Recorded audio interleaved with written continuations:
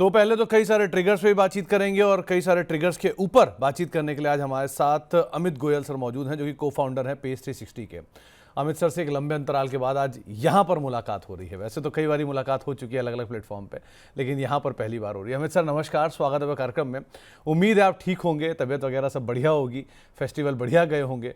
और इन सब के बाद मार्केट सर कैसा देख रहे हो आप, क्योंकि ट्रिगर्स तो बहुत सारे हैं जिन पर हम आगे बातचीत करेंगे ही, लेकिन on a face of it market क्या देख रहे हो आप? थैंक यू सुमित, मुझे कार्यक्रम में शामिल करने के लिए। और आपसे मिलके और आपसे इंटरेक्शन करके तो हमेशा ही हम अपने न्यू हाई पे पहुंच जाते हैं, और आज तो मार्केट भी अपने न्यू हाई के बहुत करीब है।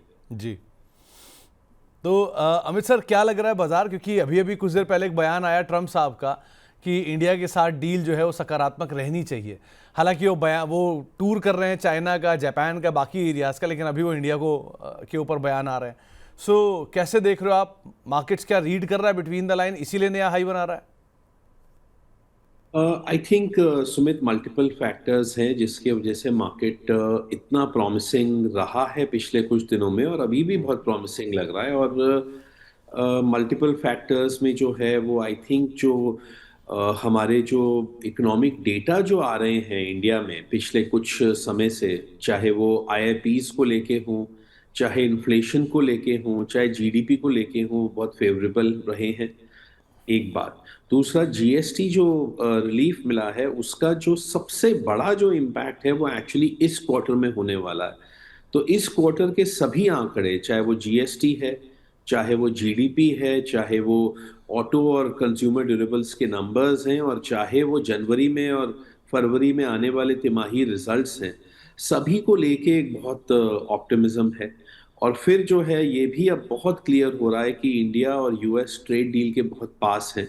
ये कहना मुश्किल है कि एग्जैक्टली किस दिन डॉटेड लाइन पे साइन होएगा, मगर आई थिंक हम उसके बहुत करीब हैं।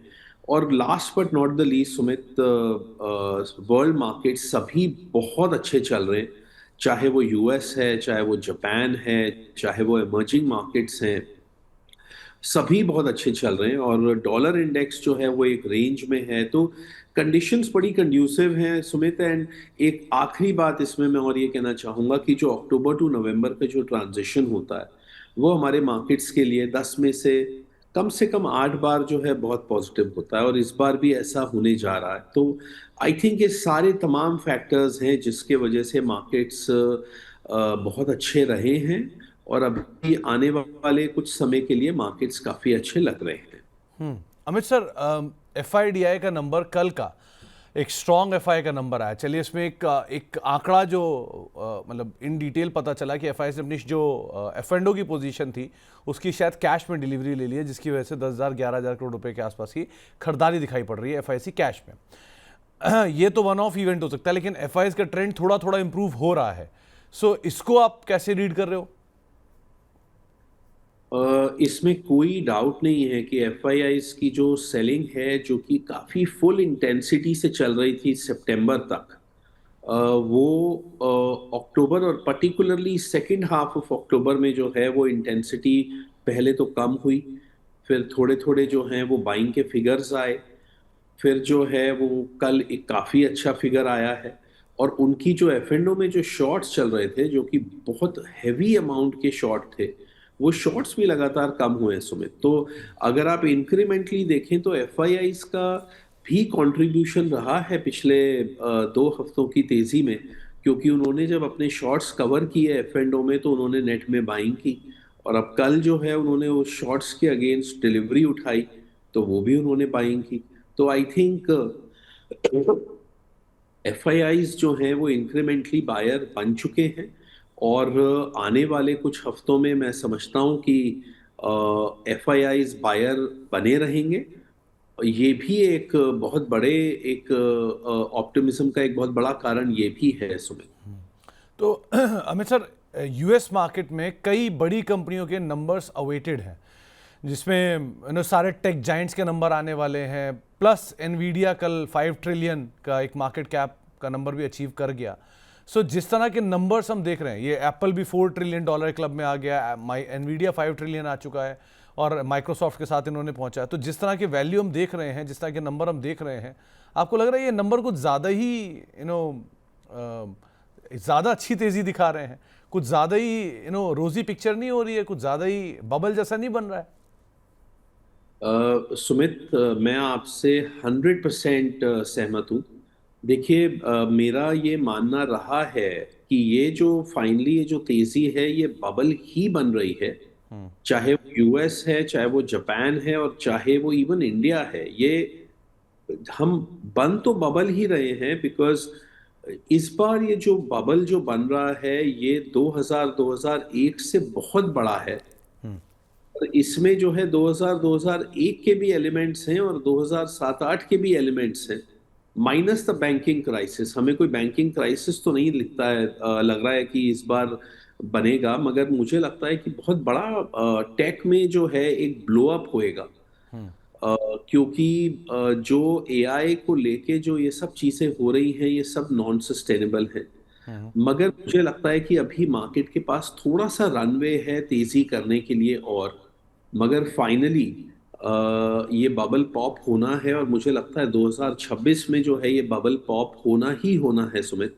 तो it is make hay while the sun shines, कि जब तक मार्केट्स अभी ठीक हैं, अभी रनवे है, अभी जो है वो लग रहा है कि अभी थोड़ी सी और बढ़ोतरी और आएगी, तो आप उसका फायदा उठा सकते हैं। मगर आपको सही समय पे आपको निकलना होगा। अगर आप सही समय पर नहीं निकले तो आने वाले 1 से लेके 2 साल में मुझे लगता है कि काफी बड़ी बियर मार्केट हम लोगों के लिए वेट कर रही है। सो तो we have to be cautious, but we have to make use of the opportunity. We have to do a balancing act between the two. Amit sir, दो चीज़ें। पहला, जब अभी हम तेज़ी में हैं, मतलब बाजार US market all time high पर है, बबल की साइड है, तब भी हम फॉलो अप बाइंग दिखा रहे हैं, लेकिन पोर्टफोलियोज में मूव नहीं आ रहा है। सो जब वो पलटेगा तब पोर्टफोलियो कहाँ पहुँचेगा, एक पार्ट। दूसरा, फेड का रेट, आज फेड का एक डिसीजन है, 25 बेसिस पॉइंट ही कटौती है।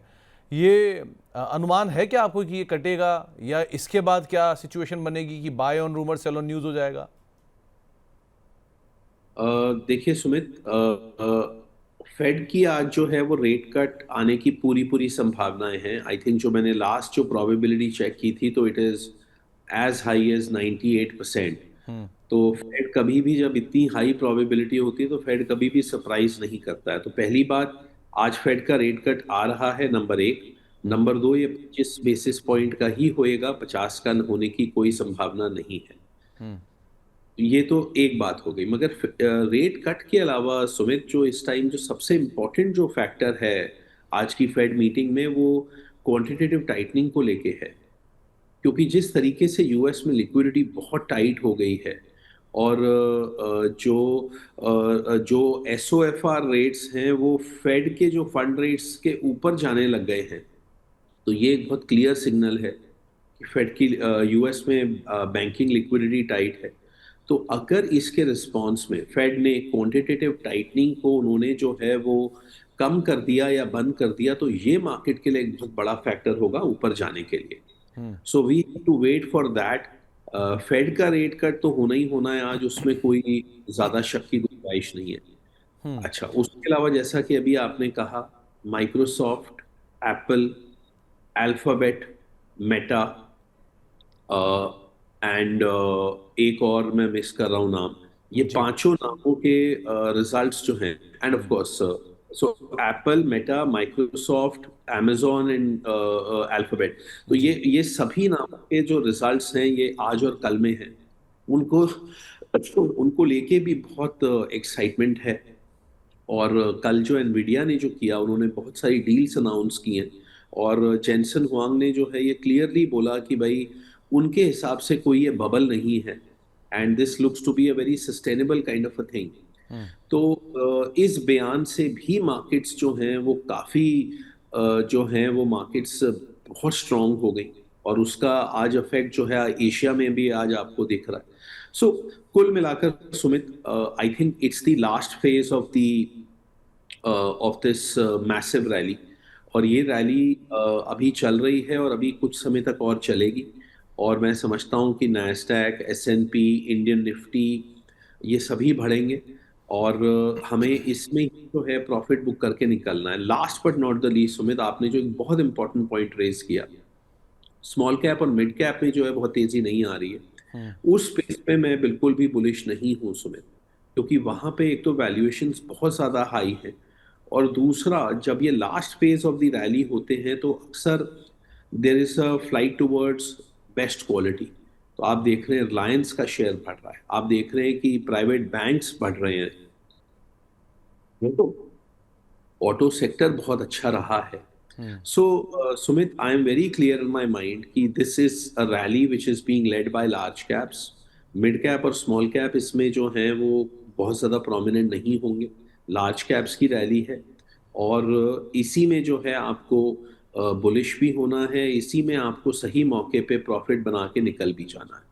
ओके, तो अमित सर, अर्निंग्स कितनी सो फार सेटिस्फैक्ट्री रही हैं आपके लिए? क्योंकि Q2 की अर्निंग का एक बड़ा हिस्सा आ चुका है और मतलब हम हाफ एंड हाफ तो नहीं बोलेंगे, लेकिन हाँ 30-40% अर्निंग्स आ चुकी हैं। सो जो अर्निंग्स अब तक आई हैं इनसे आप कितने संतुष्ट हो? आपको लग रहा है कि ठीक पेस पर हैं हम, जो जस्टिफाइबल वैल्यूएशन पे खड़े हैं क्या निफ्टी के? एक हिस्सा। दूसरा, कल 2 बड़े अर्निंग आए थे, अदानी के अर्निंग थे, अदानी ग्रीन के, अदानी टोटल के। इस ग्रुप को लेकर आप कोई टिप्पणी करना चाहोगे? जी, so Sumit, I think result season by and large I would say it is in line. मैं ये भी नहीं कहूंगा कि कोई बहुत ही ज्यादा एक्सेप्शनल है, मैं ये भी नहीं कहूंगा कि बहुत खराब है, मैं कहूंगा कि ब्रॉडली इन लाइन है। और ऑप्टिमिज्म बहुत है बिकॉज कंपनी के CEOs are sounding more optimistic. तो जो सर्वेज हुए हैं एक साल के मुकाबले पे, एक साल पहले के मुकाबले में कैपेक्स प्लान्स बढ़ रहे हैं, क्रेडिट ग्रोथ बढ़ रही है, corporate CEOs and CFOs are sounding more bullish. So I think overall results are in line, बल्कि मैं माइल्डली पॉजिटिव ही कहूंगा। अगर आप बैंकिंग क्षेत्र को देखें तो एनपीएस लार्जली कंट्रोल में रहे हैं, निम्स पे जरूर थोड़ा सा प्रेशर है बट वहां पे भी बहुत ऑप्टिमिज्म है। So by and large result season has been good and मुझे लगता है कि मार्केट में मैं ये तो नहीं कहूँगा कि मार्केट यहाँ पे कोई बहुत चीपली वैल्यूड है, मार्केट बहुत एक्सपेंसिव है सुमित। मगर एफ आई आईज जो कि अभी तक बिकवाली कर रहे थे वो अब बायर बने हैं, तो इसका ब्लोआउट जो है एक अफेक्ट हमें देखने को मिल रहा है और अभी आने वाले कुछ दिनों में शायद देखने को मिलेगा। तो इसको लेके हम लोग बहुत ऑप्टिमिस्टिक हैं, मगर I think next 2 to 3 weeks में ये ब्लोआउट रैली काफी हद तक पूरी हो जाएगी या मैक्सिमम 4-5 हफ्ते में पूरी हो जाएगी। तो वहां पे of course we will turn opportunistic sellers at that time Sumit. So हमारी ये जो बुलिशनेस है ये एक शॉर्ट टर्म अपॉर्चुनिस्टिक बुलिशनेस है, ये कोई लॉन्गर टर्म कमिटमेंट नहीं है, because we are very clear कि Indian market is by no means cheap and global macros बिल्कुल ये last stage of the economic boom की ये रैली है। तो इसमें जो है वो आपको पैसा अच्छा बनता है, मगर अगर आप बाजार से नहीं निकल पाते हैं तो उसके बाद फिर नुकसान भी बहुत ज्यादा होता है। सो हम इसको इस नजरिए से इस रैली को देख रहे हैं और इसी तरीके से हम आगे बढ़ रहे हैं। और अदानी ग्रुप को लेकर कोई कमेंट? क्योंकि 2 कंपनीज के नंबर भी आए इनके, रादर अब 3 हो चुके हैं। सो यहाँ कोई view? I think Adani group के रिजल्ट्स ओवरऑल अच्छे चल रहे हैं सुमित, और हमें कोई ऐसे कोई विशेष वहाँ पे कंसर्न्स नहीं है। जो उनके जो भी उनके लिए जो एक तकलीफ का समय आया था ग्रुप के लिए, हिंडनबर्ग और बाद में जो वो यूएस में जो केसेस वगैरह हुए, आई थिंक मोर और लेस जो है वो मुझे चीज़ें कंट्रोल में लग रही हैं। ग्रुप ने प्रमोटर लेवल पे पूरा डी लेवरेज कर लिया है अपने आप को, ग्रुप एंटिटीज भी धीरे धीरे करके डी लेवरेजिंग उन्होंने किया है, और जो GQG पार्टनर्स जैसे कई बहुत बड़े बड़े नाम जो हैं उनके साथ पिछले 2 सालों में जुड़े हैं, ऑपरेशनल परफॉर्मेंस जो है वो अच्छा ही आ रहा है। So I think overall group की जो है अभी ग्रुप में काफ़ी टेलविंड्स हैं, अभी उनका नया एयरपोर्ट नवी मुंबई वाला जो है इनॉग्रेट हुआ है। सो आई थिंक टेलविंड्स है, ओवरऑल ग्रुप परफॉर्मेंस अच्छा है एंड मैं समझता हूँ कि ग्रुप के स्टॉक्स जो हैं अभी ओवरऑल ठीक करेंगे। कोई ब्लोआउट रैली मैं कोई वहां पे एक्सपेक्ट नहीं कर रहा हूँ, क्योंकि ये रैली जो है ये फ्लाइट टुवर्ड्स क्वालिटी की रैली है, ये ब्लू चिप्स की रैली है। तो अडानी पोर्ट जरूर बाकियों के मुकाबले अच्छा कर सकता है, बट ओवरऑल जो है वो मैं नहीं समझता हूँ कि कोई विशेष कोई रैली मुझे दिख रही है अडानी ग्रुप के स्टॉक्स में। अमित सर, दो सेक्टर पे और व्यू चाहूँगा। पहला पीएसयू बैंकिंग बास्केट, क्योंकि यहाँ वैल्यू तो थी, अंडरस्टूड था कि यहाँ वैल्यू है, प्राइस टू बुक एक के नीचे हैं, डबल डिजिट डिपॉजिट ग्रोथ है, और उसके बाद भी बाजार इनको इज्जत नहीं दे रहा था। दूसरा है आईटी, जहाँ पर वैल्यू है लेकिन ग्रोथ नहीं है। सो यहाँ क्या कॉल ली जाए?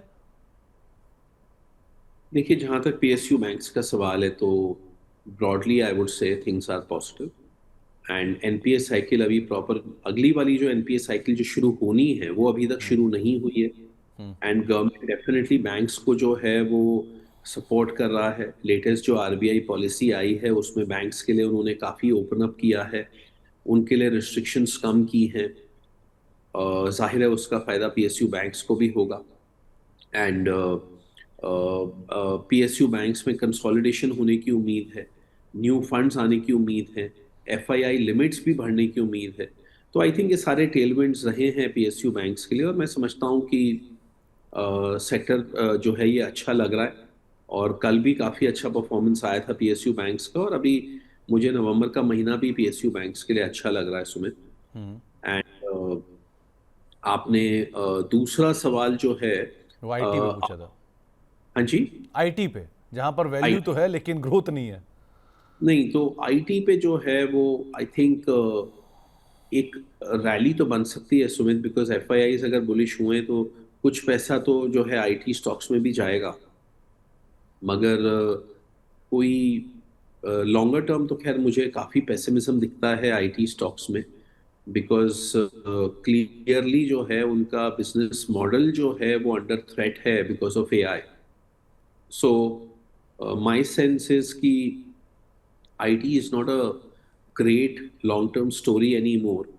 मगर अपॉर्चुनिस्टिकली जो है वो हमने पीछे में थोड़ी सी बाइंग की है वहां पे, क्योंकि सेंटिमेंट उनका बहुत ही नेगेटिव हो गया था, एक्सेसिवली पेसिमिज्म आ गया था। सो मुझे लगता है कि नॉर्मलाइजेशन तो उस सेंटिमेंट का हो सकता है, मगर कोई बहुत ज्यादा ऑप्टिमिस्टिक होने का तो कोई कारण नहीं दिख रहा है उसमें। ओके, तो बहुत ज़्यादा ऑप्टिमिस्टिक नहीं, लेकिन हाँ, मतलब कह सकता हूँ अमित सर कि हम कॉशियसली ऑप्टिमिस्टिक रह सकते हैं। Yes, cautiously optimistic, but that too only for the near term. Okay, अच्छा एक चीज़ और, अमित सर, ये मेटल, दो तीन मेटल स्टॉक लगातार नए हाई बना रहे हैं। कल जीएसपीएल के नंबर आया, नंबर भी ठीक ठाक ही दिखाई पड़े, बहुत कोई फायरवर्क नहीं था। सो यहाँ पर कोई, क्योंकि एक तरफ प्रीशियस मेटल था, गोल्ड सिल्वर जो एग्जॉर्बिटेंट चला है, दूसरी तरफ बेस मेटल है जो थोड़ा थोड़ा चल रहे हैं अब। सो पहले तो मेटल को लेके आपका आउटलुक, स्पेशली प्रीशियस मेटल को लेके या नॉन प्रीशियस मेटल को लेके, और दूसरा ये मेटल स्टॉक्स। देखिए, प्रेशियस मेटल को लेके मैं काफ़ी बियरिश हूँ, और we were among the very few voices 2 हफ्ते पहले जब ये अपने पीक बना रहे थे, तो हमने बिल्कुल कैटेगोरिकली हमने ये बोला था कि हमें ये बहुत बड़ा बबल दिख रहा है। In fact we had used the word monstrous bubble. So ये बहुत बड़ा बबल बन गया था सुमित, और ये बबल जो है धीरे धीरे करके डिफ्लेट हुआ है। मगर अभी इट्स टू सून, इस बबल को डिफ्लेट होने में अभी और बहुत समय लगेगा। बट अगले साल मुझे लगता है कि गोल्ड एंड सिल्वर दोनों आपको इस साल जो अभी अक्टूबर में जो पीक बने हैं अभी 2 हफ्ते पहले, वहां से आपको काफी नीचे दिखेंगे अगले साल तक। तो वहां पे बेयरिश है। हम बेस मेटल्स पे भी बुलिश नहीं है, बिकॉज काफी ऑलरेडी बेस मेटल बढ़ चुके हैं। और बेस मेटल की जो स्टोरी है वो चाइनीज सप्लाई रिडक्शन की स्टोरी है। This is not a story of base metal demand going up. ये स्टोरी है कि भाई चाइना में डेवोल्यूशन हो रहा है, और वो धीरे धीरे करके अपनी सप्लाई कम कर रहे हैं, बिकॉज वो नहीं चाहते हैं कि उन्हीं की एक्सेस कंपटीशन की वजह से वहाँ पे कंपनीज लॉस में आ जाएं। तो ये सिर्फ और सिर्फ सप्लाई रिस्ट्रिक्शन या सप्लाई कंटेनमेंट की स्टोरी है। तो उसका फायदा जो है वो इंडिया के भी तमाम बेस मेटल स्टॉक्स को मिला है। बट आई थिंक यहाँ पे अब काफ़ी ज़्यादा ओवर वैल्यूड हो गए हैं, तो मैं बेस मेटल में मैं बहुत ज़्यादा अभी बुलिश नहीं हूँ। आई थिंक धीरे धीरे करके जो रिटर्न, पोटेंशियल रिटर्न है वो कम है और पोटेंशियल रिस्क जो है वो बढ़ता जा रहा है. So I will definitely keep my distance from base metal stocks. But वो ओके. स्टोरी बहुत क्लियर है, एंड दैट स्टोरी मुझे लगता है काफी हद तक तो प्ले आउट हो चुकी है, but I won't be surprise अगर आने वाले 2-4 हफ्तों में थोड़ी सी और प्ले आउट करे. तो आपको ये मेटल और मेटल स्टॉक्स को लेकर कोई चॉइस यहाँ पर, क्योंकि इस सेक्टर में भी बहुत डाइवर्सिफिकेशन है. एक तरफ स्टील है, कॉपर है, निकल के स्टॉक्स हैं, आयरन ओर है. सो यहाँ पर कहाँ जाना चाहिए, कहाँ दूर रहें? बाय एंड लार्ज सभी थोड़े ओवर वैल्यूड हैं, बट आई थिंक फिर भी मैं कहूँगा कि स्टॉक्स लाइक वेदांता और नाल्को, एल्यूमिनियम का थोड़ा ट्रैजेक्टरी बेटर लग रही है compared to compared to copper and compared to nickel. सो मैं समझता हूँ कि वेदांता और नाल्को, वेदांता में थोड़ी स्टोरी और भी है, उसमें आपको मालूम ही है कि कुछ इश्यूज रहे हैं और हमें लग रहा है वो धीरे धीरे वो इश्यूज का रेजोल्यूशन होएगा. And Nalco is an aluminium story. So ये दोनों हमें थोड़े बेहतर लग रहे हैं compare to some of the other stocks जो कि या तो कॉपर पे ज़्यादा फोकस है या स्टील पे ज़्यादा फोकस है. तो these are relatively I would say ये दोनों सेफर लग रहे हैं फॉर द नियर फ्यूचर. तो अमित सर, अगर यहाँ से कुछ पिक करके जाना हो अभी, तो आप किस साइड फेवरेबल हो? आपको लगता है कि हाँ ये स्टोरी अच्छी है जिस पे अभी भी बेट किया जा सकता है इंडिया में? मुझे अगर आप कहें तो मैं इसका आंसर एक बहुत ही बोरिंग आंसर देने वाला हूँ उसमें, तो और वो है निफ्टी ETF. देखिए, बैंक निफ्टी जो है वो ब्रेकआउट कर गया था सितंबर अक्टूबर में, और निफ्टी में जो है वो ब्रेकआउट अब आ रहा है. सो मुझे लगता है कि निफ्टी अपना सितंबर 2024 का हाई बहुत जल्द ही तोड़ देगा, और वो तोड़ने के बाद वहां पर भी एक ब्लो आउट रैली बननी चाहिए. So I am most optimistic on Nifty. मैं अभी स्मॉल कैप पे बुलिश नहीं हूँ, मैं अभी मिड कैप पे बुलिश नहीं हूँ. सो बैंक निफ्टी और प्राइवेट बैंक्स अभी भी बुलिश हैं हम लोग, मगर वहाँ पे ऑलरेडी बहुत बड़ी रैली आ चुकी है. तो मुझे लगता है कि Nifty is probably the best बेट, और निफ्टी के ETF खरीदे जा सकते हैं. मुझे लगता है that is probably going to be the best bet. Okay. एक और चीज़ अमित सर, इस बाजार में ऐसा क्या है जिससे आप दूर रहोगे, जिससे आपको डर लग रहा है? जी. सुमित, जहाँ पे भी एक बहुत एक्सेप्शनल या तो रैली आ चुकी है या फिर पी रेशियोज बहुत एक्सपेंसिव हैं, मुझे उन स्टॉक्स से डर लग रहा है. सो अगर आप कुछ स्टॉक्स का अगर आप मैं अगर बोलूं कि मुझे कहाँ पे मेरे कंसर्न्स हैं, तो मैं MCX को लेके, MCX स्टॉक पे मेरे कंसर्न्स हैं, BSE पे कंसर्न्स हैं, ट्रेंड को लेके मेरे कंसर्न्स हैं, डिक्सन पे हैं, some of the real estate stocks पे हैं, क्योंकि रियल एस्टेट मुझे लग रहा है कि बिल्कुल ही last phase of the rally में है, और रियल एस्टेट में ऑलरेडी जो है, जो हमें रिपोर्ट्स आ रहे हैं कि जो high high and premium apartments जो हैं, अल्ट्रा लग्जरी अपार्टमेंट्स में ऑलरेडी सेलिंग जो है वो मुश्किल हो गई है, ऑफ टेक कम हो गया है. So I think in spaces में मैं बहुत ज़्यादा कॉशियस रहूँगा. But broadly speaking, blue chips, reasonably price stocks, P ratios which are reasonable, I think वहाँ पे हम लोग जो है वो बुलिश हैं. और हाई पी रेशियोज या वो वाले स्टॉक्स एंड सेक्टर्स जहाँ पे लोग बहुत ही ज़्यादा एक्साइटेड हैं, वहाँ पे हम लोग बहुत कॉशियस रहेंगे. सुमित. ओके. और सर, ये जितनी भी न्यू एज कंपनीज हैं, एक और आईपीओ भी आ रहा है और बहुचर्चित है इस समय वैल्यूएशन को लेकर, 200-250 के मल्टीपल पे वो आईपीओ लेके आ रहे हैं. इस तरह के जितने फैंसी नेम्स हैं, जिनके फैंसी आईपीओस थे, चाहे वो कोई भी हाउस का हो, हाउस ऑफ टाटा का हो, Tata capital, house of Bajaj का हो, Bajaj housing, house of HDFC का हो, HDB फाइनेंस, ये लेंसकार्ट, ये जितने भी बड़े आईपीओस हैं, इन सब के अंदर शोशा तो ज़्यादा रहता है लेकिन एक्चुअल रिजल्ट नहीं आता. इन पर क्या कहोगे आप? इन पे मैं नेगेटिव हूँ सुमित.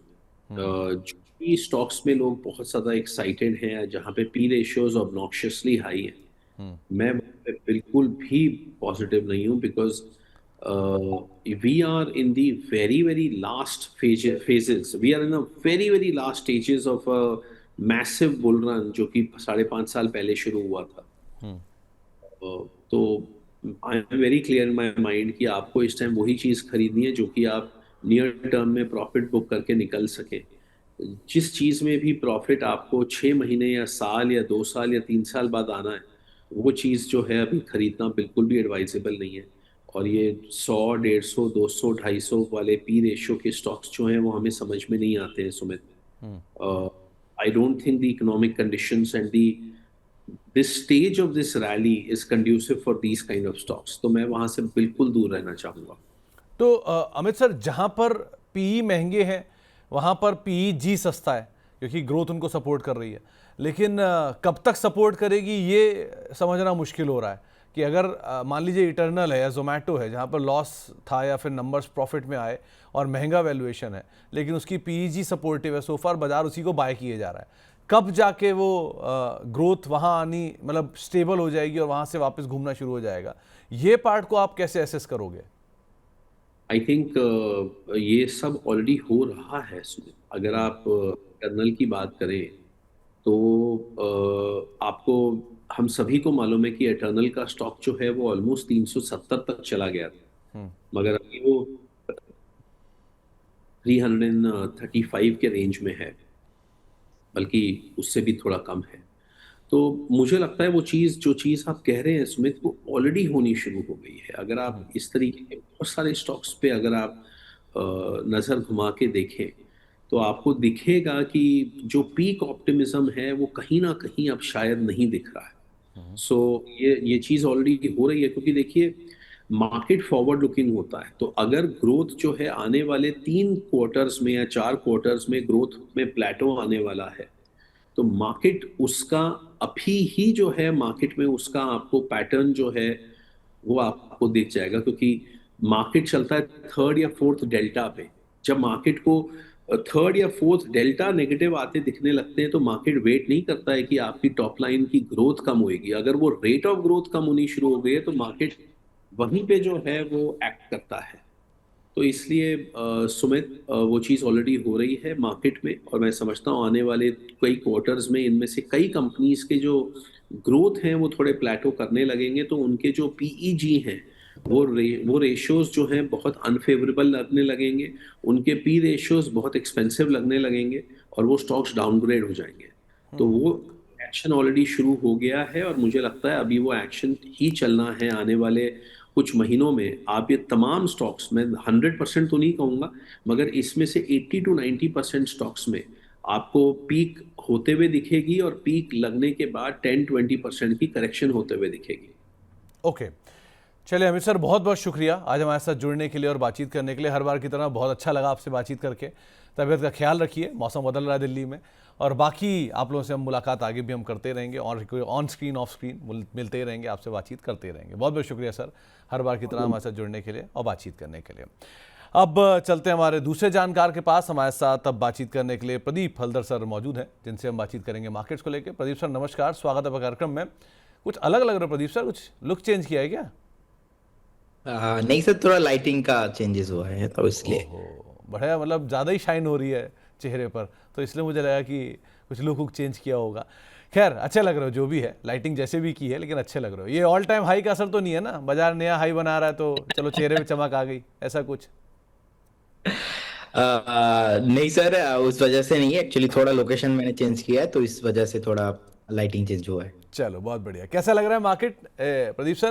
क्योंकि भारतीय बाजार वैसे तो आज मूव में है, स्टॉक स्पेसिफिक स्टोरी बन भी रही है, ठीक ठाक स्ट्रेंथ है, और कुछ देर पहले बयान भी आ गया कि शायद टैरिफ को लेकर जल्दी फैसला हो सकता है. सो ये सब चीज़ें चलती रहती हैं. कैसे रीड कर रहे हो आप निफ्टी को, निफ्टी बैंक को? सर एज वेल एज मैंने लास्ट भी बताया था 27,500 28,000 ऑन द वे, एंड जिस तरीके से 25,000 के ऊपर सस्टेन किया था, एंड कल भी एक रेजिस्टेंस था ऑलमोस्ट 26,050 के आसपास. अब लग रहा है कि ये जो न्यू सीरीज स्टार्ट हुआ है इसमें एक बार 2-4 दिन के लिए मुझे लगता है कि एक बार 26,300 26,350 के आसपास जाने के लिए रेडी हो रहा है. एंड एक सपोर्ट है जो एक बार एक करेक्शंस भी आता है तो मुझे लगता है कि 25,750 25,700 मैक्सिमम यहाँ तक आ सकता है। तो इस रेंज के अंदर ही निफ्टी रहने वाला है। मैक्सिमम हायर लेवल पे एक बार छोटा मोटा प्रॉफिट बुकिंग आपको देखने को मिल सकता है, लेकिन जिस तरीके का एफआईआई का मूड बदला है और आपके साथ मैंने डिस्कशन भी किया था कि लास्ट 2-3 महीने से जिस तरीके से हमने देखा था कि एक सेलिंग प्रेशर देखने को मिल रहा था, अगर इस महीना से लास्ट मंथ सेलिंग नहीं भी आता है तो भी एक पॉजिटिव मोमेंटम मार्केट के लिए बन सकता है। वही हमने देखा कि धीमे धीमे एक बाइंग बन रहा है। लेकिन कल का जो रोल ओवर था वहाँ पे मुझे लगता है कि कुछ शॉर्ट पोजीशन भी बनाया है। 80% आप देखेंगे मैक्सिमम एफएनओ में भी शॉर्ट पोजीशन बिल्ड हुआ है। तो दोनों तरफ का मूवमेंट हमको मार्केट में देखने को मिल सकता है। ओवरऑल देखा जाए तो मैं पॉजिटिव हूँ मार्केट को लेके, और निफ्टी बैंक को लेके भी मैं पॉजिटिव हूँ। बहुत जल्दी निफ्टी में all time highs and bank Nifty में भी all life time new high सबको देखने को मिलने का हाई पॉसिबिलिटीज लग रहा है।